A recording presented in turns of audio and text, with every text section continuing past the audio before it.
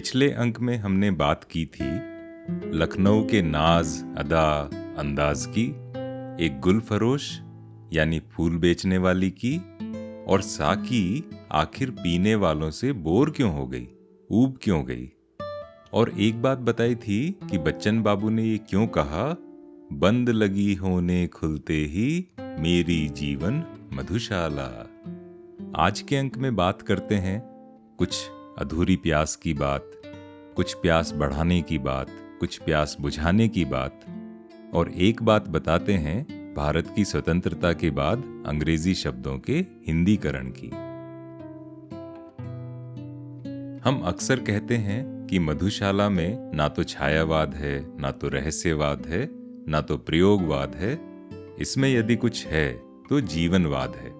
और इसकी कविताएं, मधुशाला की कविताएं यथार्थ की धरती पर अनुभवों और कल्पनाओं से सींच कर उपजती हैं। अब देखिए अगली कविता में कितना रोचक भाव है कि जब जीवन में अक्सर ऐसे मौके आते हैं कि आवश्यकता तो ढेर सारी होती है, बहुत कुछ चाहिए होता है, किंतु जो मिलता है वो ऊंट के मुंह में जीरे जैसा होता है।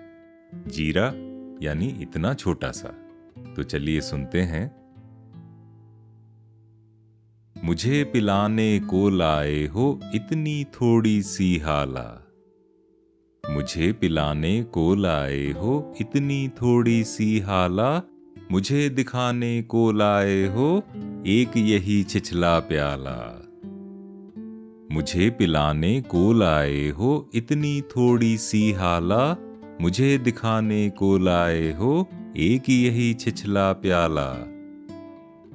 यानी मुझे पिलाने के लिए इतनी थोड़ी सी हाला लेकर आए हो, और जो प्याला मुझे दिखाने लाए हो वो इतना छिछला सा है, इतना छोटा सा है, जैसे वो होते हैं चाय के कप जिसमें डबल लेयर होती है, जो बाहर से तो कप बड़ा दिखता है, किंतु जब उसमें चाय डाली जाए तो बस जरा सी चाय आती है, 2 चुस्की के बराबर। तो कवि यहाँ कहते हैं, मुझे पिलाने को लाए हो इतनी थोड़ी सी हाला, मुझे दिखाने को लाए हो एक यही छिछला प्याला। इतनी पी जाने से अच्छा सागर की ले प्यास मरूं, सिंधु त्रषादी किसने रचकर बिंदु बराबर मधुशाला।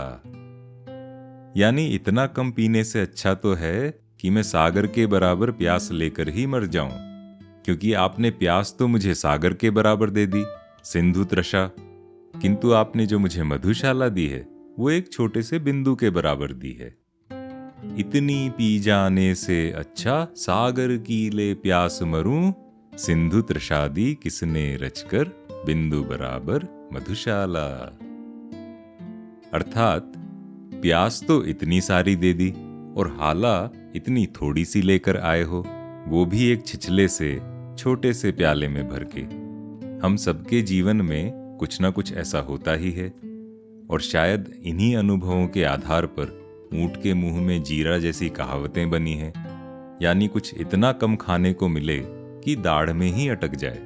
बल्कि इससे भी आगे की बात है, गांव में एक दाढ़ी वाले बुजुर्ग होते थे, वो कहते थे कि इतना कम खाना दिया है कि दाढ़ तो छोड़ो, दाढ़ी में ही अटक गया। जब आप सुबह की पहली चाय पीते हैं जो अच्छे से बनी हो, अदरक कूट के डाली हुई हो, घनघोर उबाल के साथ बनी हो, तो फिर एक छोटे से कप से क्या होगा। अब इसी बात से जुड़ी बच्चन बाबू की एक कहानी सुनते हैं। पिछले अंक में बताया था कि कैसे अचानक नेहरू ने बच्चन जी को दिल्ली बुला लिया था विदेश मंत्रालय में हिंदी विशेषज्ञ के तौर पर काम करने के लिए। मुख्य उद्देश्य था कि आपको देश में हिंदी का प्रचलन बढ़ाना है, प्रांतीय भाषाएं अपनी जगह बनी रहें, किंतु साथ ही एक ऐसी भाषा भी हो जो सारे देश को जोड़ के रख सके। अब काम तो इतना महत्वपूर्ण दे दिया, किंतु अधिकार कुछ भी नहीं। सरकारी दफ्तरों में जो ढर्रा चल रहा था, वहां हिंदी का इस्तेमाल करना ही हीन समझा जाता था, यानी एक तरह का इंफीरियोरिटी कॉम्प्लेक्स। उन अनुभवों के बारे में विस्तार से कभी और चर्चा करेंगे। फिलहाल उस वक्त की एक दिलचस्प बात सुनिए। अंग्रेजी भाषा की टेक्निकल टर्म्स के हिंदीकरण के लिए दो समितियां बनी थी।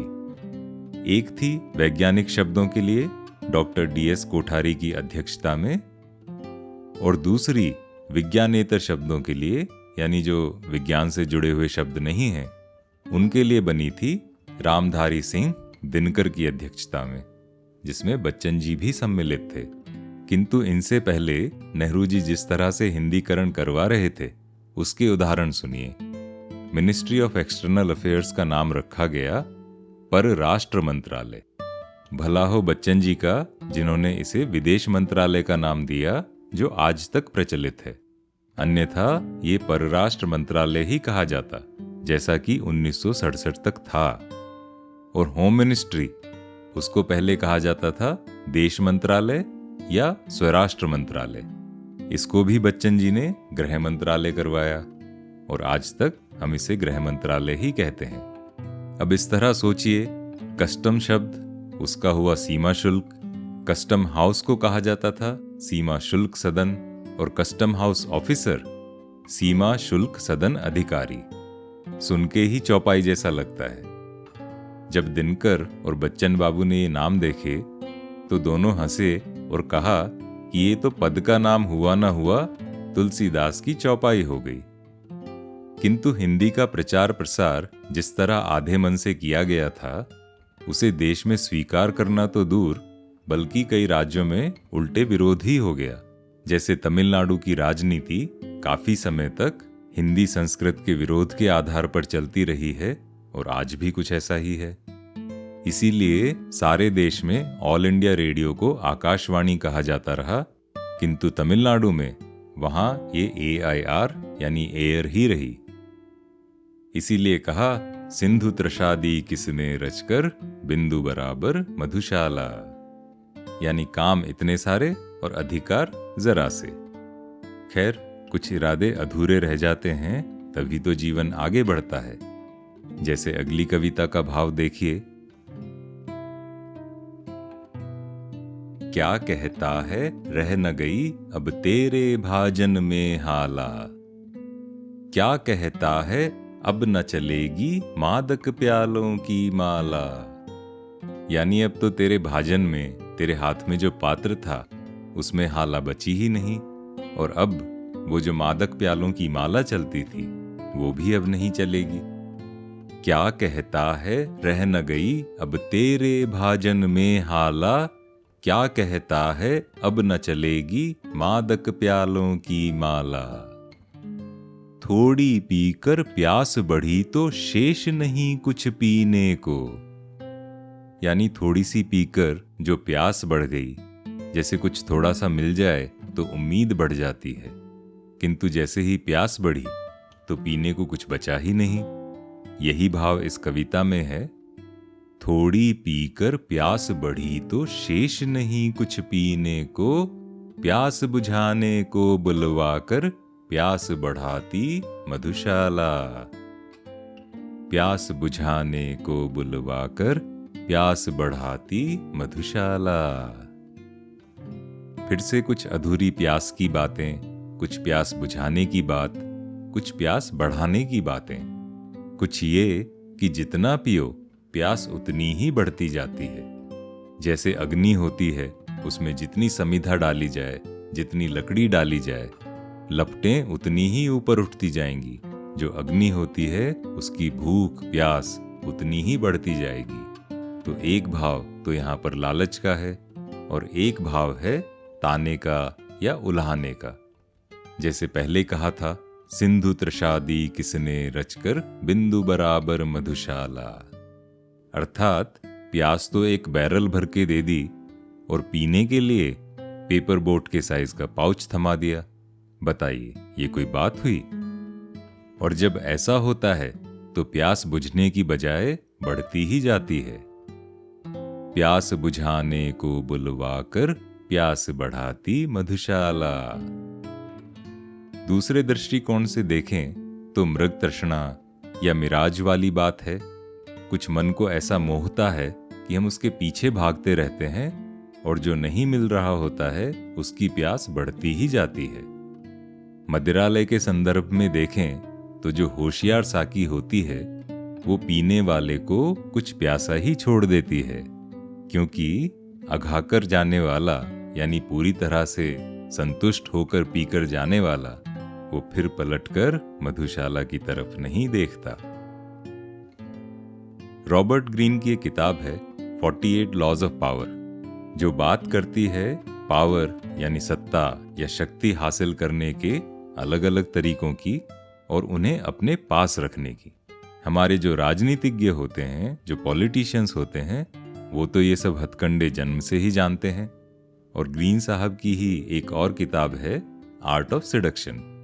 इन दोनों किताबों में एक कॉमन चीज है, एक कॉमन बात है कि यदि आप अपने सारे पत्ते एक साथ खोल देंगे तो अगली पारी के लिए कुछ नहीं बचेगा। अर्थात किसी को कुछ देना है तो थोड़ा थोड़ा दो, उसे अघाकर मत भेजो ताकि वो वापस आता रहे। जैसे कि आईफोन की नई फीचर्स या नेटफ्लिक्स की वेब सीरीज के क्लिफ हैंगर्स। थोड़ी पीकर प्यास बढ़ी तो शेष नहीं कुछ पीने को, प्यास बुझाने को बुलवाकर प्यास बढ़ाती मधुशाला। तो चलिए इसी बात पर प्यास और मिलने की बात अधूरी छोड़ते हैं अगले अंक के लिए, जहां हम बात करेंगे कि लोग चिंता क्यों करते हैं, प्यास बुझाकर भी बुझाने का आनंद क्यों नहीं आता, और एक बात होगी भाग्य के खेल और शेक्सपियर की। मैं हूं अरिसुदन और इस पॉडकास्ट में हम बात करते हैं डॉक्टर हरिवंश राय बच्चन की मधुशाला की, उसके भावार्थों की, उससे जुड़े किस्से कहानियों की। बताइएगा ये अंक आपको कैसा लगा। जल्दी ही मिलते हैं और आप स्वस्थ रहें, प्रसन्न रहें और चाय या कॉफी इतनी पिएं कि आपकी प्यास बनी भी रहे, बुझती भी रहे।